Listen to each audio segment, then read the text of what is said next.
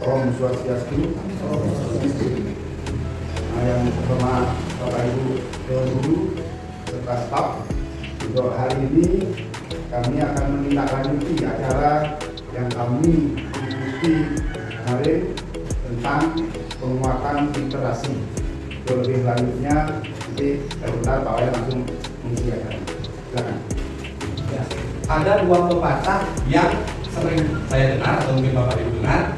Pepatah yang pertama yaitu pengalaman adalah guru terbaik. Yang kedua adalah kesempatan tidak datang dua kali. Nah, dari kedua pepatah inilah yang memotivasi saya sehingga saya bersemangat berada di depan Bapak Ibu sekalian untuk berbagi dan mendapatkan pengalaman serta menyampaikan beberapa hal tentang penguatan literasi untuk pendidikan yang lebih baik. Jadi ketika kita berbicara pendidikan, tentu setiap negara mempunyai visi pendidikannya masing-masing. Ya, jadi visi pendidikan Indonesia adalah bisa dilihat di layar Bapak Ibu sekalian. Jadi mewujudkan Indonesia maju, berdaulat, mandiri, berkepribadian, profil, pelajar, lancar. Nah, tentu dari visi inilah kita mengharapkan pendidikan yang lebih baik. Namun, apapun yang kita lakukan, sebaik apapun yang kita lakukan, tentu tidak bisa lepas dari permasalahan. Nah, jadi berangkat dari permasalahan ini akan saya sampaikan apa saja sih yang kami dapatkan pada saat ya, dari permasalahan itulah kita mencari solusi bersama-sama dari pelatihan ini. Solusi yang pertama yaitu memahami literasi. Yang berikutnya penguatan literasi berbasis teks multimodal. Nah, jika teks multimodal sudah dikuatkan, apa saja yang harus dilakukan? Yang terakhir adalah strategi pemanfaatan teks multimodal dalam penguatan lingkungan belajar. Nah, dari ketiga solusi inilah diharapkan mendapatkan kualitas pendidikan yang lebih baik. Nah, yang pertama, pemahaman literasi. Jadi sebelumnya mungkin Bapak Ibu berpikir atau saya juga berpikir bahwa literasi itu hanya tentang membaca dan menulis. Sejatinya literasi itu tidak hanya tentang membaca dan menulis. Ya, jadi yang pertama literasi adalah serangkaian kompetensi untuk berpikir tentang teks dan menghubungkan teks dengan diri, teks lain dan dunia yang lebih luas. Yang berikutnya kompetensi ini diperoleh dari serangkaian kegiatan. Seperti ini juga kegiatan kita ini juga bisa meningkatkan kompetensi. Jadi sekarang lanjut ke pengertian teks multimodal. Jadi ada kata multi, ada kata modal. Dari kata multinya itu saja sudah jelas bahwa multi itu lebih dari satu Bapak Ibu ya. Jadi bisa dikatakan banyak. Nah, jadi di depan Bapak Ibu bisa lihat sendiri merupakan teks yang disajikan melalui perpaduan antara teks visual, gambar statik atau gambar bergerak, lisan atau aural, linguistik, bahasa, gestur, gerakan-gerakan ketika saat kita mengajar, dan spasial. Spasial ini tentang ruang, ya, pengaturan kita terhadap sekolah kita. Ya, tadi kita membahas sedikit tentang teks multimodal, sekarang medianya. Medianya ini bisa didapatkan dari apa saja sih?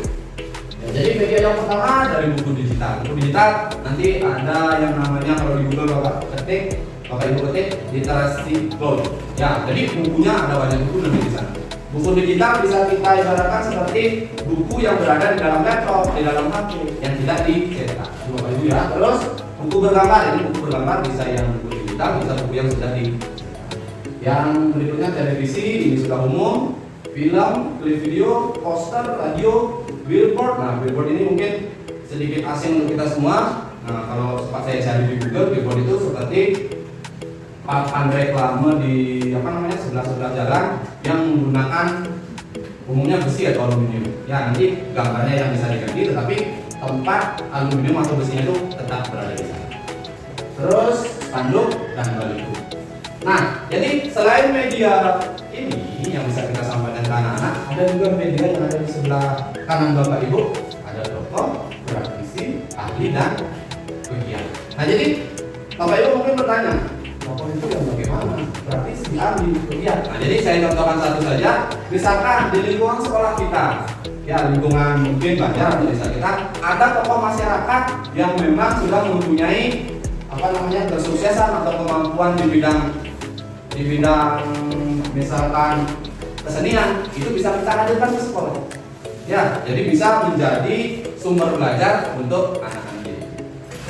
Untuk tes multimodal ini diharapkan bisa meningkatkan kecakapan literasi. Dari yang pertama yaitu lingkungan fisik sekolah, bisa Bapak Ibu baca sendiri bukan, tersedia bahan bacaan untuk aktivitas membaca yang menyenangkan dan dalam pembelajaran. Ya, artinya lingkungan fisik sekolah menyediakan misalkan mading, ya di kelas-kelas ada pelajaran membaca dan lain sebagainya. Terus lingkungan sosial afektif, nah ini sosial, ada kaitannya dengan warga sekolah dengan warga masyarakat. Ya, jadi kepala sekolah, guru, tenaga pendidik mendukung dan memberi apresiasi terhadap kegiatan membaca yang menyenangkan. Terus yang terakhir lingkungan akademik. Nah, lingkungan akademik ini kalau bahasa kasarnya boleh diibaratkan dengan administrasi kita seperti apa. Jadi dari administrasi kita akan mengajarnya seperti ini. Terus di sekolah harus kita apakan? Ya, jadi kita tentu poin saja. Nah, yang pertama ada sudut baca, pojok baca, perpustakaan sekolah dan lingkungan. Nah, dari sudut baca dan pojok baca ini ternyata kita salah tafsir sebelumnya Bapak Ibu ya. Jadi sebelumnya kita mengira bahwa pojok baca itu berada di dalam kelas, dalam ruang kelas. Tetapi kalau berada di dalam kelas itu dinamakan sudut baca. Nah, kalau pojok baca itu berada di lingkungan sekolah, di dalam sekolah dan di luar ruangan kelas. Ya, terus perpustakaan sekolah. Nah, pada kesempatan ini saya sampaikan terima kasih yang sebanyak-banyaknya kepada Bapak Kepala Sekolah dan Bapak Ibu sekalian. Jadi sebelumnya perpustakaan kita ya seperti itu adanya, sampai anak-anak tidak berani memasuki perpustakaan karena takut nanti roboh. Ya. Nah, jadi kesempatan ini saya sampaikan terima kasih karena sudah bisa memindahkan buku ke ruangan yang lebih baik. Dan doa harapan kita bersama mudah-mudahan secepatnya bantuan untuk perpustakaan terrealisasi. Itu doa kita bersama.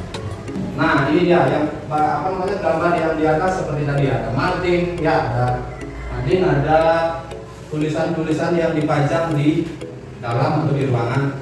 Terus yang di bawah ini, nah ini tulisan atau gambaran yang bisa kita pajang di pohon-pohon di lingkungan sekolah kita.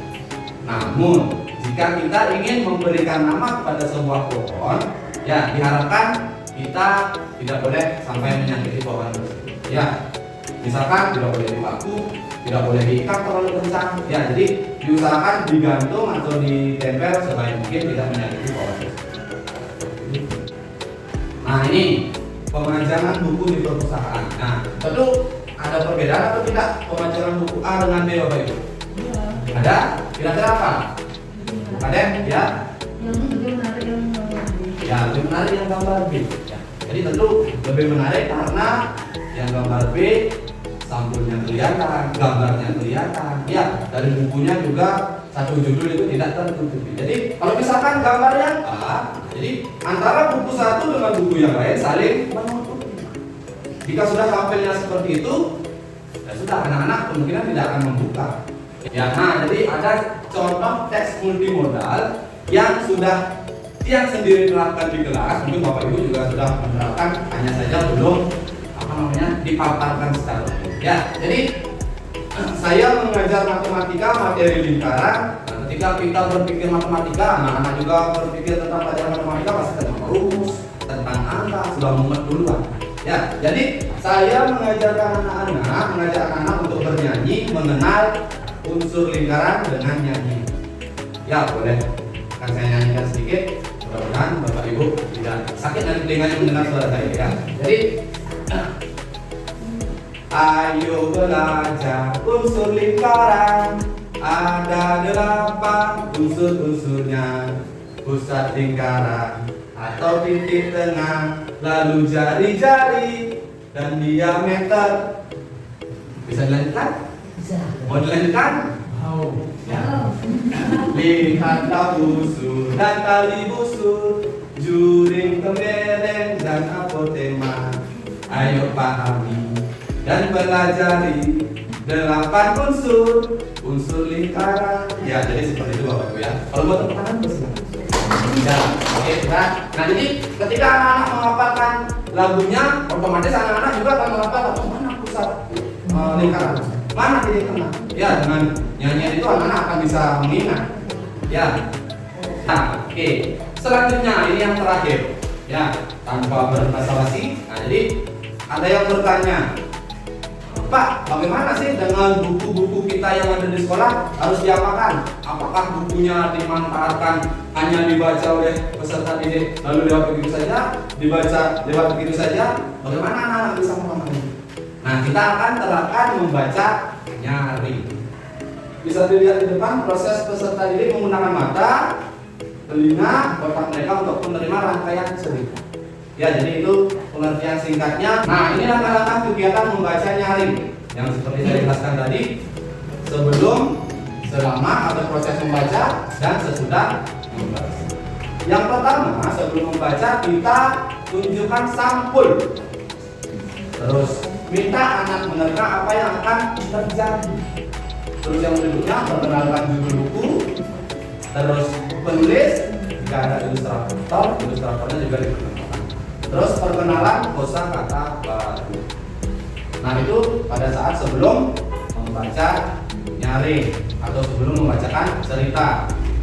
Nah, selama atau pada saat proses membaca, Bapak Ibu buka bukunya, tunjukkan gambar terlebih dahulu, lalu baca dengan suara yang jelas yang dapat didengar anak-anak tentunya. Terus baca dengan intonasi, ekspresi, gerakan yang menarik. Dan ajukan pertanyaan prediksi seperti apa yang sudah saya jelaskan tadi. Ada pertanyaan prediksi. Terus ketika sudah melewati proses membaca, nah ada di akhir ini.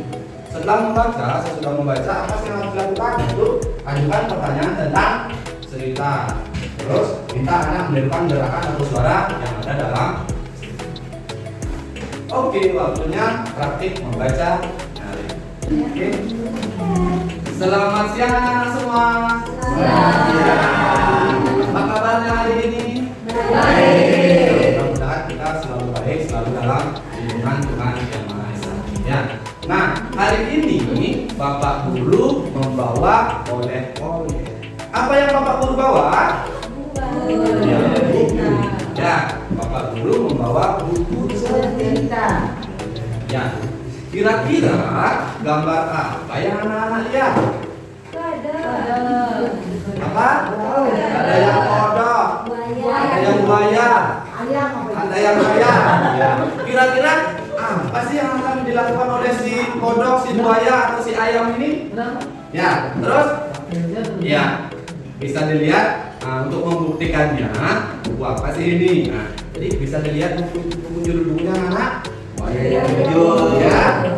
Buaya yang jujur. Lagi ini gambar apa? Buaya. Buaya yang jujur. Bukan buaya darat ya. Nanti yang berdiri di depan tersinggung. Ya, jadi buaya yang jujur ditulis oleh tidak tahu ya. Isti Maisona. Ya. Anak-anak penasaran dengan ceritanya? Iya. Sama, Bapak juga penasaran. Mari kita lanjutkan ceritanya. Bucil berangkat ke sekolah dengan riang bersama teman-temannya. Kira-kira mana sih Bucil?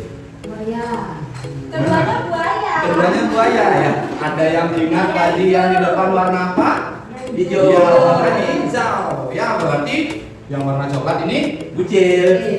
Bucil kan? Bucil. Ya, yang warna coklat ini berarti masih orang asing, belum kita kenal. Ya. Nah, lanjut. Ya, kira-kira gambar si buaya ini, si Bucil sedang merasakan apa?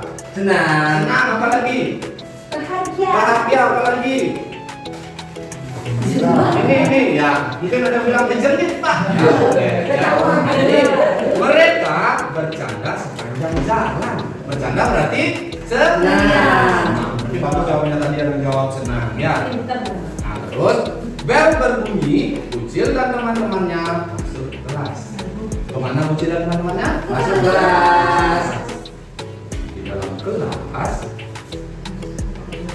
ada Lalu kumpulkan pekerjaan rumah kalian. Bu Guru memulai pelajaran. Apa yang diminta oleh Bu Guru? Kumpulkan pekerjaan rumah. Bagaimana ini? Ucil kebingungan karena pekerjaan rumahnya tidak terbawa. Bagaimana Ucil? Kebingungan. Lantas apa yang akan dilakukan Ucil? Nangis? Ya, apa lagi? Pulang ke rumah? Ya, oke, supaya tidak menekan-nekan saja kita lanjutkan cerita. Mudah-mudahan Ucil belum sampai di rumahnya ya. Iya. Maaf Bu, tugas saya tertinggal di rumah. Ucil menunduk karena malu dan takut. Ya, Ucil malu dan takut. Kira-kira ibu guru akan marah atau tidak? Tada, ceritanya sudah selesai. Ya, ceritanya sudah selesai. Ya. Nah, dari cerita tadi, kira-kira jika anak-anak menjadi Loki, apa yang akan anak-anak lakukan? Minta maaf. Minta maaf, apalagi? Mencuci tangan sebelum makan, bagus supaya tidak sakit perut lagi ya. Terus, apalagi? Mencuri tidak baik. Ya, mencuri tidak baik, jadi tidak boleh mencuri. Harus jujur. Ya, harus jujur seperti si. Ya, si bocil. Ya, dan nah itu cerita tentang si bocil dan si Loki beserta